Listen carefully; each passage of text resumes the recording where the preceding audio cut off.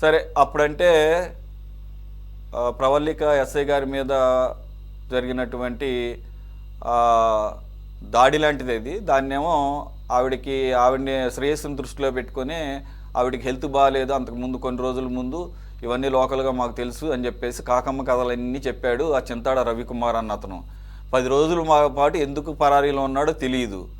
రకరకాల ఫోన్లు మార్చుకుంటూ లొకేషన్లు మార్చుకుంటూ ఇది ఏమన్నా దీంట్లో దొరికితే ఏమన్నా పిలిచేసి 10-20 సంవత్సరాలు ఏమన్నా శిక్ష వేస్తారా, లేకపోతే ఉరి శిక్షలు ఏమైనా వేస్తారా? వెయ్యరు కదా.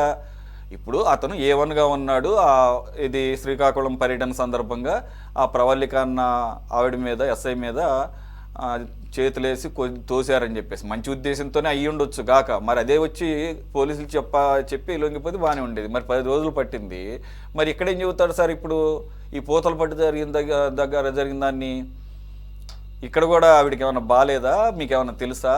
అసలు బాగోకపోతే మరి నాకు తెలిసి జాగ్రత్తగా పక్కకు తీసుకెళ్తారు. మరి ఇది తోపులాటలు ఏంటి, కింద పడేయటం ఏంటి, కింద పడిపోతే మా ఆవిడని రెస్క్యూ చేయకుండా తొక్కుకుంటా వెళ్ళిపోవడం ఏంటి, ఆవిడకి దెబ్బతాలటం ఏంటి, హాస్పిటల్ జాయిన్ అవ్వడం ఏంటి సార్? మరి సార్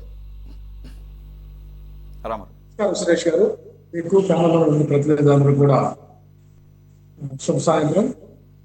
మరి ఈ యొక్క డిఎస్సి నిరసనలో అక్కడక్కడ జరిగినటువంటి చిన్న చిన్న పొరపాట్లు కానీ, లేకుంటే అక్కడ జరిగినటువంటి ఏదైతే ప్రభుత్వం ఒకవైపున ఏదైతే ప్రజాస్వామ్యయుతంగా మా వైఎస్ఆర్ కాంగ్రెస్ పార్టీ విద్యార్థి యువజన విభాగాలు చేపట్టినటువంటి డిఎస్సిలోని అక్రమాలను నిలదీత కార్యక్రమంలో ఆ పోలీసులు చాలా చోట్ల అడ్డుకోవటం కానీ, తోపులాట్లు కానీ జరిగినటువంటి మాట వాస్తవం. కొన్ని చోట్ల అయితే అసలు హౌస్ అరెస్ట్ కూడా చేసినటువంటి పరిస్థితి ఉంది.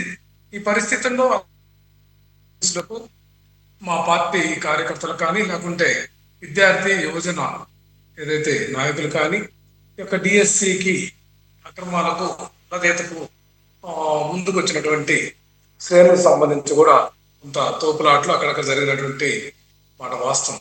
ఇదే కోవలో ఒక మహిళా పోలీసు అధికారిని కొంచెం ఇబ్బందికరంగా జరిగినటువంటిది ఈరోజు వార్తల్లో భాగంగా తమరు అడుగుతున్నటువంటి ప్రశ్నగా చూసుకుంటే, ఇక్కడ ఇది సహజసిద్ధంగా మన గఫూర్ గారికి అయితే తెలుసు పెద్దలకు, ఈ యొక్క ఆందోళన సమయంలో పోలీసులు కొంత నియంతృత్వంగా రూట్ గా బిహేవ్ చేస్తారు. వాళ్ళ పై అధికారుల యొక్క సూచనలు, వాళ్ళకి వ్యక్తిగతంగా ఏముండదండి, వాళ్ళ పై అధికారుల యొక్క సూచనలను అమలు చేయాలనేటువంటి తపనతోనో, లేకుంటే వాళ్ళ యొక్క కర్తవ్య నిర్వహణలో భాగంగా వాళ్ళు దురుసుగా ప్రవర్తించేటటువంటి సందర్భంలో కార్యకర్తలు కూడా అందరూ ఒకే విధంగా ఉంటారు. ఒక్కొక్కరు రివర్స్ కావడం కానీ, ఒక్కొక్కరు తోపులాట్ లో కానీ ఇటువంటి సంఘటనలు అక్కడక్కడ జరిగిన ఇంతకుముందు గతంలో కూడా జరిగినాయి.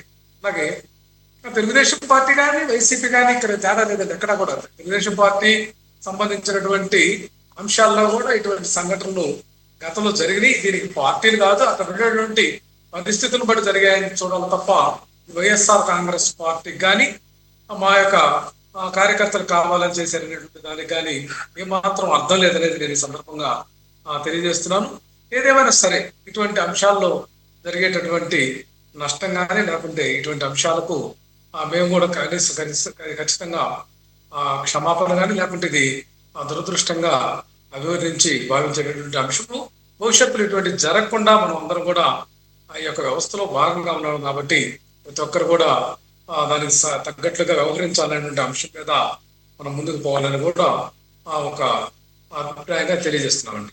సురేష్.